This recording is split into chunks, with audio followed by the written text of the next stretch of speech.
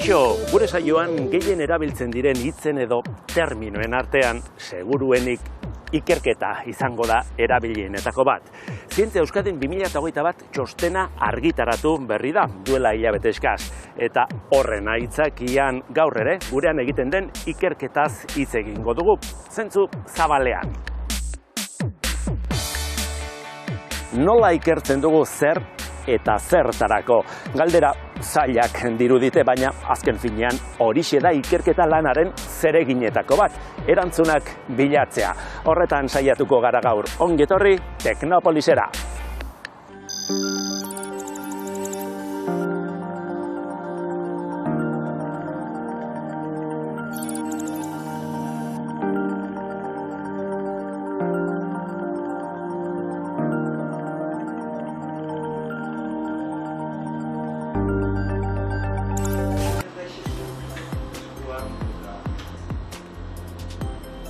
Duela 14 urte, zientziaren eta zientzialarien lanaren garrantziaz jabetuta, Eusko Jaurlaritzako Hezkuntza Sailak Iker Baske Fundazioa sortu zuen, ikerketa zientifikoa indartzeko.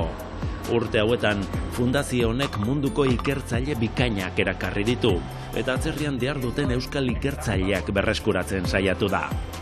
Konpromiso horren atzean bere zuzendaria dago, Fernando Cosio. Berarekin aztertuko dugu ikerketaren egoera Euskadin. Kaixo, Fernando, lehenengo galdera behar bada, edo zaila edo erraza da, segun eta nola hartzen duzun. Zer da zuretzat ikertzea, edo ikertzaile izatea? Bereziki gure mundua ulertzea eta fenomeno berriak aurkitzea. Ezinbestekoa da nire ustez mundua ulertzea, zergatik gertatzen diren gauzak, umeek esate baterako beti galdetzen ari dira. Aita, ama, zergatik hau, zergatik hori. Zentzu horretan ikerketak egitea, gure mundua, unibertsoa nolabait esateko ulertzea naturala da guretzat. Zure ingurura begiratuz gero jakingo zenuke ikertzaile bat bereizten? Gure artean daude eta uste baino gehiago dira. 2019 urtean, 21.000 ikertzailetik gora zeuden Euskal Autonomia Erkidegoan, hau da, biztanleria aktiboaren 2% dira. Horietatik, keren batek baino ez du emakume aurpegia, berdintasuna oraindik zientziaren erronka handienetako bat dela erakutsiz. Iker Baskek aurkeztu berri duen Zientzia Euskadin 2021 txostenak jasotako datuak dira, Euskal ikerketaren argazkia zenbakitara ekartzen duen dokumentua. Horren arabera, medikuntza, ingeniaritza eta fisika dira bertako ikerketa arlo nagusiak, materialen zientzia, kimika, biokimika eta genetikarekin batera. Beste datu bat, 2020an 7.500 argitalpen zientifiko baino gehiago plazaratu ziren Euskadin, aurreko urtean baino 13% gehiago. Ekoizpen zientifikoa, handitu bakarrik ez, hobetu ere egin dela esan daiteke. Argitalpen horien 60% lehen mailako aldizkari zientifikoetan egin baita. Zientzia ekoizpenaren 65% Euskal Unibertsitateei dagokie, eta ondoren, osasun sektorea, berk zentroak eta zentro teknologikoak dira produkzio handiena dutenak. Oraindik ikertzaileak ezinbestean bata zuriarekin identifikatzen badituzu, jakin ia erdiak enpresetako IG unitateetan diharduela. Hortaz, hasierako galderari erantzunez, ez ziurrenik ez zenuke jakingo ikertzaile bat identifikatzen.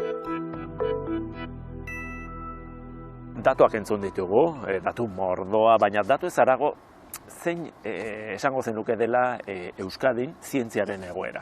Oro har, nire ustez, momentu honetan daukagon egoera ona dela eta gure zientzia sistemak hartu duen norabidea egokia dela esango nuke. Ez bakarrik zenbaki dagokienez, baizik eta zenbaki hauen bilakaera urtetan zehar, nire ustez oso positiboa izaten ari da. Ongi egindako lanaren emaitza esan dugu jasotzen ari garela, baina zer ez dugu egin hain ongi, edo hobeto esan da, zer dugu oraindik egiteko edo hobetzeko? Bai, nire ustez parekotasuna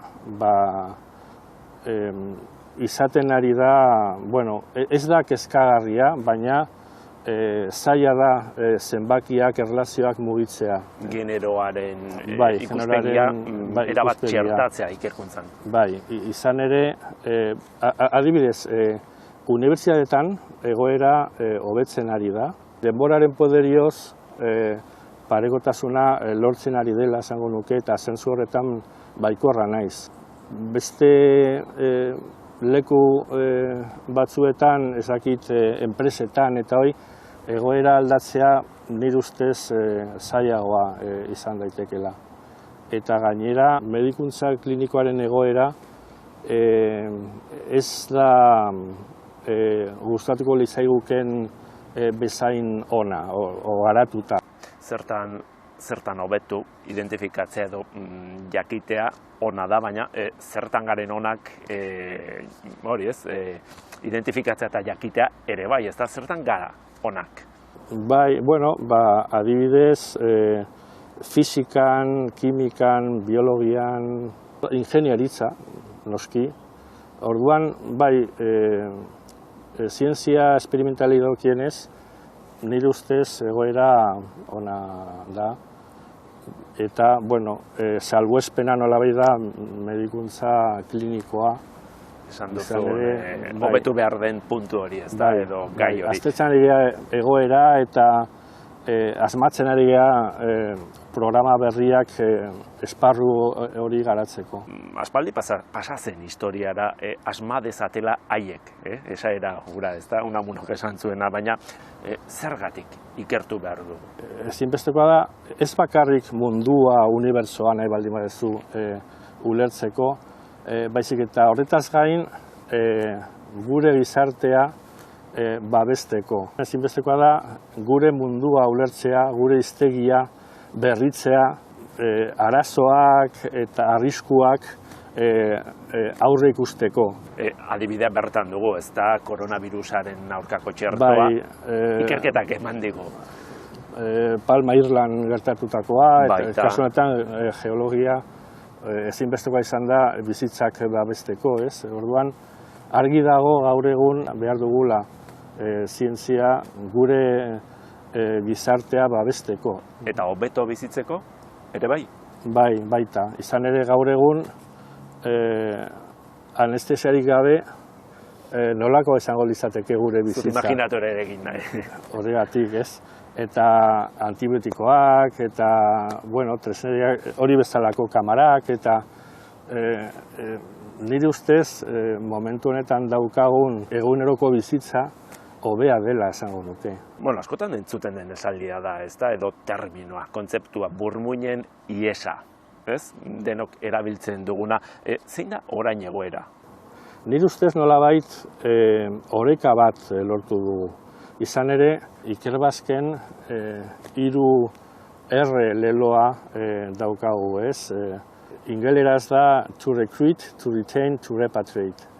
Erakartzea, gurekin maintentzea, babestea eta berriratzea. Orduan, oreka bat lortu behar dugu fluxu hori maintentzeko. Aurrera begira, zeintzuk dira Ikerbaskeren erronkak 3 R horiek erabat bete daitezen? Esparru berezi batzuk bultzatzea, izan ere ikerketa zentruetan estrategiak garatzen laguntzeko, eta gero generoen arteko parekotasuna lortzea da gure helburu bat.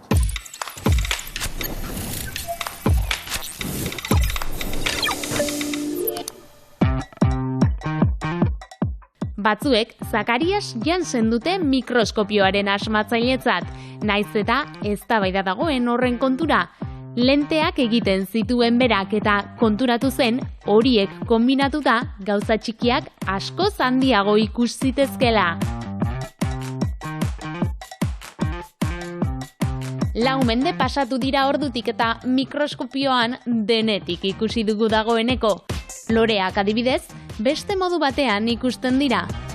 polen partikula niminoak ikus daitezke, eta horiek erakarrita, bisitari ia ikusezinak ere bai. Frutaien aurretik garbitu egin behar dela esaten da, ezta? Hemen zergatia. Mikroskopioan begiratuta, marrubiak ondarraleak dituela ikusten da. Xaboi burbuiak gertu-gertutik ikustea zerbait harrigarria da. Kolore eta mugimenduek hipnotizatu egiten gaituzte. Bide batez, TikTok kontu honek 11 gauza erakusten ditu mikroskopioaren ikuspuntutik. Begira nola ikusten den hosto bat. Ba aldakizue zer diren burbuia txiki horiek? Hostoak berak sortzen duen oxigenoa. Txundigarria da mundu txiki hau, eta hori ikusarazteko, Nikon Small World lehiaketa antolatzen da urtero. 1975 geroztik disiplina zientifiko ugaritako fotomikrografoen lanaren erakusleioa da. Aurtengo argazki irabazlea honako hau da. Quercus virginiana arte baten hosto bateko trikomak, eranskin zuriak eta estomak poromoreak. Argazkiak ikustera gonbidatzen zaitugu, merezi du. Ikusten duzunez, gauza txikiak handiak izan daitezke.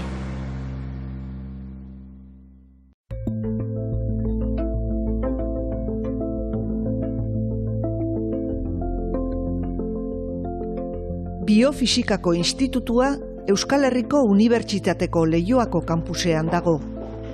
Han, hilabete honetan zehar, azken belaunaldiko Titan Krios kriomikroskopio elektronikoa hasiko da lanean, Europako komunitate zientifikoari zerbitzua emateko.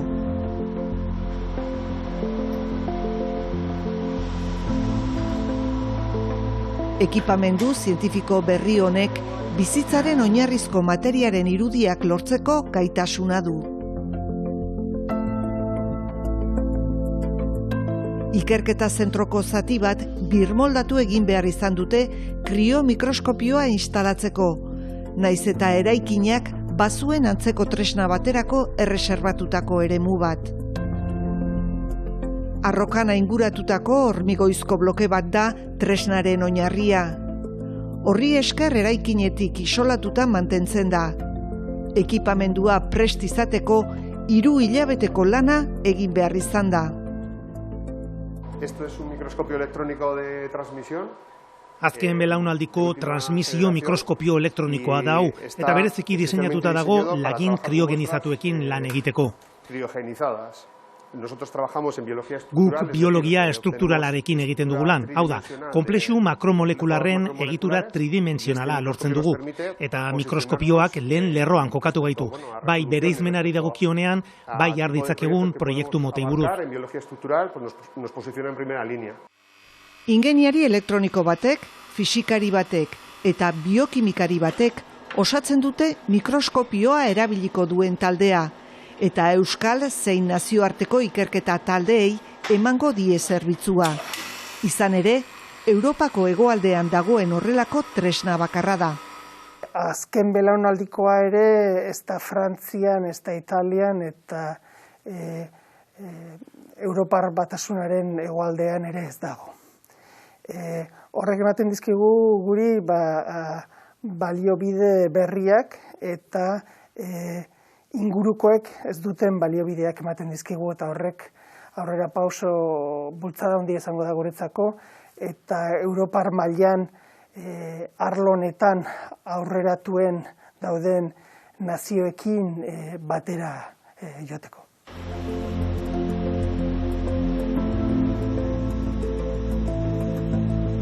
Mikroskopioan sartu aurretik laginak prozesatu egiten dira.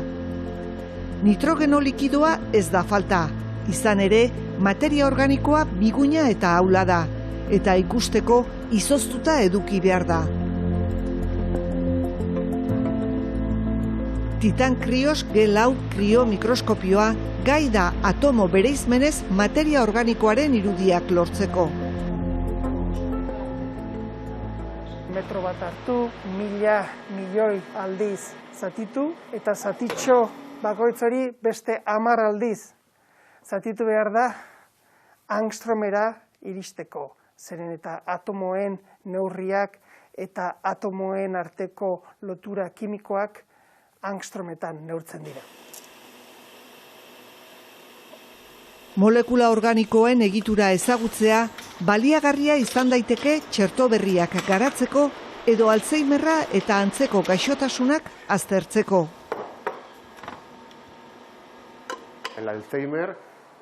Alzheimerrak proteinen tolesdura okerrarekin zerikusia du. Guk azter dezakegu zergatik gertatzen den, eta hori zergatik guk ikus dezakegulako. Ehun biziak urez eta beste molekula batzuez osatuta daude. Hala nola, proteinak, lipidoak, azido nukleikoak edo entzimak. Ur molekulak txikiak dira, 3 atomo besterik ez dituzte. Baina molekula biologikoak oso konplexuak dira. Proteinek adibidez, dozenaka mila edo 100.000 atomo dituzte. Nola funtzionatzen duten, erreakzioak nola katalizatzen dituzten, beste molekula bati nola lotzen zaizkion edo korronte elektrikoa nola sortzen duten jakiteko, haien egitura tridimentsionala ezagutu behar da. Atomoak espazioan non dauden jakin behar da, eta hortik abiatuta, kimikoki nola funtzionatzen duten interpretatu. Informazio hori ematen du kriomikroskopioak. Esta imagen que tenemos aquí sería una de las imágenes Hemen dugun irudi hau izango litzateke mikroskopiotik lortzen den irudietako bat. Milaka irudi lortzen ditugu. Irudi hauetan proteinaren kopia asko ditugu. Software baten bidez, dauzkadan milaka eta milaka argazki horien partikula guztiak hautatu eta horrelako gauzak egiten ditut. Honetan milioika partikula berdin jarri ditut, irudi berdinak dituztenak, eta elkartu egin ditut. Hauek erdibideko bat dira, ikusteko proteina nola dagoen, nola ikusten den. Eta gero, proteina horren milioika irudi horietatik abiatuta, 3 dimentsioko proiekzioa egingo litzateke. Hau da, 3 dimentsioko irudi bat. Hurrengo urratsa litzateke egitura horri atomoak egokitzea. Zati more horiek volumena dira, dentsitate elektronikoa, eta zati hauek atomo ezberdinak dira. Kolore bakoitza atomo bat da. Adibidez, gorria oksigenoa da eta urdina nitrogenoa. Egitura molekularrak ezagutzea erabilgarria da botikak edo txertoak garatzeko. Sendagai gehienen itua, jomuga, proteina bat da. Farmakoak molekula txikiak dira eta xede proteinaren zati bati elkartuko zaizkio proteinaren aktibitatea blokeatzeko. Kasu gehienetan gure tratamenduak eta medikamentuak proteina horiei eragiten diete, ezta? Eta hori hausnartzeko eta tratamendu horiek garatzeko estruktura atomikoiek behar ditugu. Txertoen garapenerako ere, antigorputzen eta birusaren xede proteinen arteko afinitatea handia izatea lortu behar da. Eta horretarako beharrezkoa da birusaren xede proteinen eta antigorputzen egitura ezagutzea. SARS-CoV-2-aren aurkako txertoak eta garatzeko izugarri garrantzitsuak dira horrelako mikroskopioak. Zeren eta azken finean, antigorputza batek proteina eseri lotzen zaio kimikaren bidez. 2 molekulen arteko atomoen loturak eraikiz. Eta lotura horiek eraikitzeko, hobetzeko eta garatzeko estruktura horiek behar ditugu. Horregatik daukateen beste garrantzia mikroskopio hauek, eta horregatik izan dira oso garrantzitsuak oraintxe bertan dauzkagun txertoak garatzeko. Eta etorkizunean beharko ditugun txerto berriak garatzeko.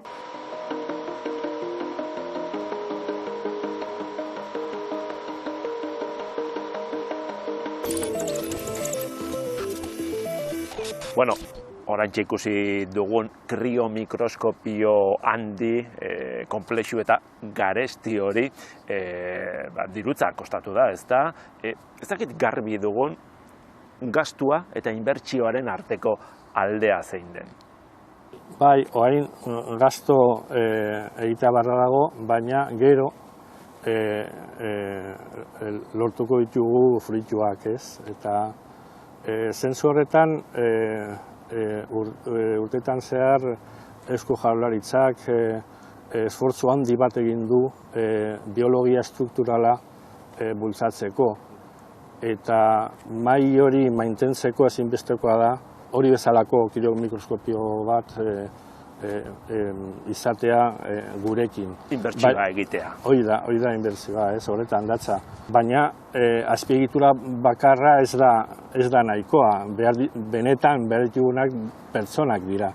Makina horiek erabiliko dituzten pertsonak. Bai, oso konplexuak dira eta behar ditugu mai handiko zientzilariak hori bezalako azpiegiturak ondo aprobetxatzeko.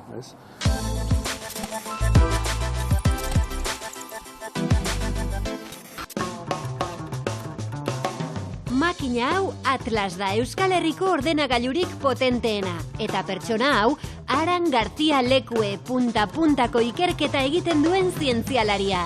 Liverpooleko eta Berkeleyko unibertsitateetan lanean aritu ondoren, Iker Baskek fitxatu du Donostia International Physics Centerera etortzeko. Txikienarekin txundituta dagoela dio, eta ordenagailu erraldoi hau nanoeskalako simulazioak egiteko erabiltzen du. Izan ere Aranek atomoak banan-banan manipulatzen ditu, Lego piezen modura molekula eta material berriak sortzeko. Erronkak maite ditu eta lanean ez dagoenean surfean aurkituko dugu fisikaren legei aurre egiten. Atariko proban ere zutik mantentzea lortuko aldu.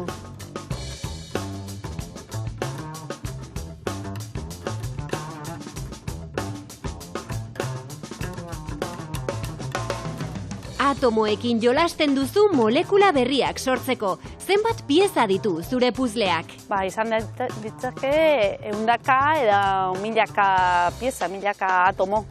Grafeno nanoporotxu delako molekula berri bat sortu duzu horrela. Zertan hobetzen du jatorrizko materiala?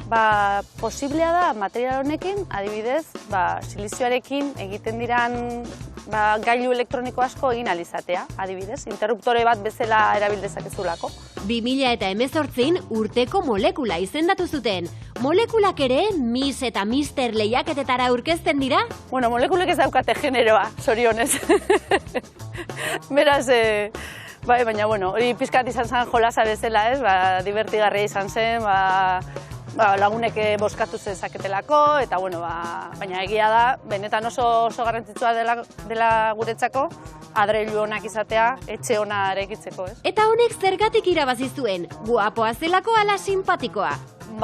Pizka bat gauza biak, ez? Guapoa da guk egin dugulako nahi izan dugun bezala, atomo kontrolatu ahal izan dugulako molekula hori, izan delako guk nahi dugun bezalakoa.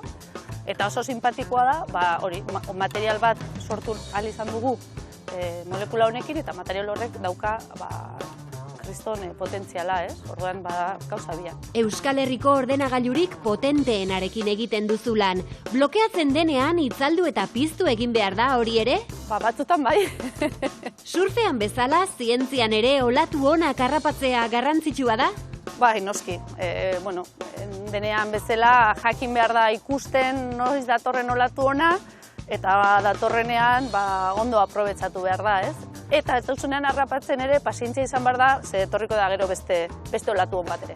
Eta zer garrantzi dauka serendipiak, alegia txiripak? Txiripa garrantzitsua da bai surfean eta baita zientzian ere. Naiz eta surfeatzen jakin, batzutan olatu bat oso ondo hartzen duzu, eta gero hurrengoa kriston gaietea jatezu, ez? Eta ez dakizu zergaitik gertatu den, eta horrela da. Eta zientzian ere batzutan gaude lan batean buru belarri, eta espero ez dugun nunbaiten aurkitzen dugu zerbait oso interesgarria, eta hori bukatzen da izaten gure ikerketaren gauzarik politena, ez? Edo gauzarik interesgarriena. Orduan, nik uste txiripa ere efektu hori bai surfean eta bai zientzian. Egia ala gezurra, atomo bat sagar baten ondoan jartzea, sagar hori Marteren ondoan jartzea bezala da. Hala da. Azazkalak segundoko nanometro bat hazten dira. Bai, orain bertan, 10 nanometro hasi dira niretzat gara, bai.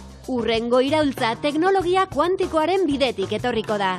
Ziurrenik baietz, edo behintzat bada orain bero-bero dagoen eremua, eta ni horretan pixkat sartzen ari naiz, ikaragarri polita da, eta uste dut hortik, urrengo urteetan zientzia oso polita aterako da, eta ziurrenik aplikazio interesgarri asko ere bai. Eta amaitzeko nola esaten da tungsteno ala wolfram? Wolfram. Zorionak atariko proba gainditu duzu. Eskerrik asko.